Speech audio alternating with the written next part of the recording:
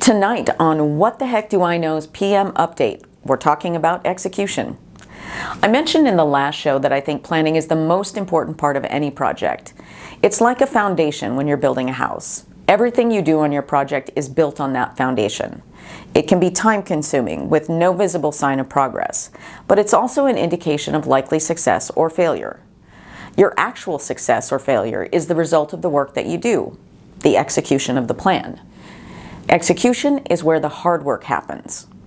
Most of the time, if you have a good plan and you stick to it, your chance of success is higher than with a bad plan or no plan at all. And it follows that if you don't stick to a good plan, you are less likely to be successful. In social media, neither is a guarantee of success since there are so many variables in content, and the rules and algorithms are constantly changing. Interested in learning more about what I have learned? Stay with us. Hey guys, I really enjoy making these videos for you, so if you get value from them or know someone who would, please support us by hitting like, subscribe, leaving comments, and sharing. And remember, you can always find more in-depth information at whattheheckdoiknow.com. This is PM Update with Leah and Mia. And now your host, Leah.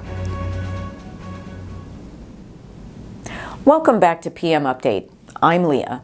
This is part 2 of the series of my first 6 months on YouTube. And tonight I'm talking about what it was actually like to execute my plan for YouTube content creation and the things I learned in the process. My first comments are about how difficult it is to be creative all the time. Anyone who does creative work regularly knows that there are a lot of highs and lows. And being a content creator is no different. Writing is hard. Trying to write something that brings value to another person is also hard. Many of the concepts I write about, I understand intuitively. I don't really have to think about them, I just do them. Putting these concepts into words and stories so that others can understand and use them, I think, is more difficult than if I had learned it all from a book. Getting out of your comfort zone is also hard. I have primarily worked in construction-related projects, and while I have had the opportunity to be creative at times in my work, or when I've been in between jobs, it's never been a full-time effort for me before. This is so far out of my comfort zone, I can't even see that zone from where I am today. And yet, I still look at content creation as a project. So while there's no comfort zone in my tasks, there is some in my process. Executing is something you have to do to get to the end of any project, so I do it. Having your ego tied to creative effort is hard. I have been fortunate so far that most of the feedback I receive is from family and friends and other like-minded content creators, and it's been positive. Still, I don't really know who is watching, if they get anything from it, and I'm not growing as fast or reaching as many people as I thought I would in the beginning. Am I wasting my time? I really have no idea. Analytics can only provide so much information. If and when I start receiving overly negative comments, it will be harder. I guess I will cross that bridge when I get there. But when it does happen, at least I will know that my reach is growing.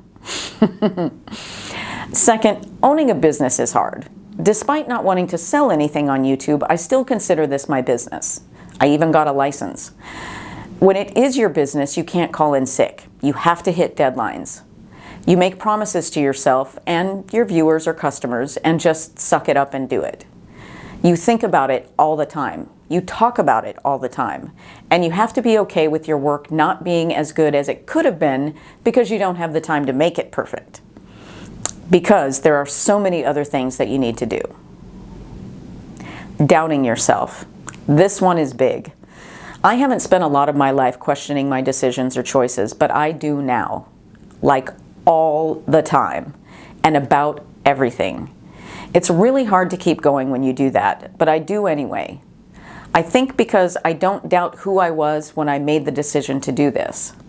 I might need a few more tweaks to how I'm delivering content, but I will get there eventually. Now for the good parts. I get to work every day on something I really enjoy doing, and I'm doing it for myself and others. I could have picked any topic to do a show about, but I picked project management specifically because I think that if more people knew about it, it would help them, and consequently make the world a better place. And if it works, I get something out of that. I'm willing to trade all of the hours of work that it takes to do this to that end. I think most of us get satisfaction from a job well done. Whether we're working for someone else or ourselves doesn't really matter. If we like the end result, we feel good about the work that went into it, and we feel good about ourselves. It's difficult to describe how this is different in a creative project that you do on your own, but I think it would be similar to an athlete having a great workout in practice, maybe reaching a personal best and actually competing and winning a competition. So far, I've had several small victories, and I'm pretty sure that when I do reach my goal, I will look just like an athlete that just won a competition. Maybe a little less sweaty. That's all for What the Heck Do I Know's PM Update. In the next episode, I'll be talking about monitoring and control. Thank you for watching, and see you next time on our next episode of PM Update. Good night.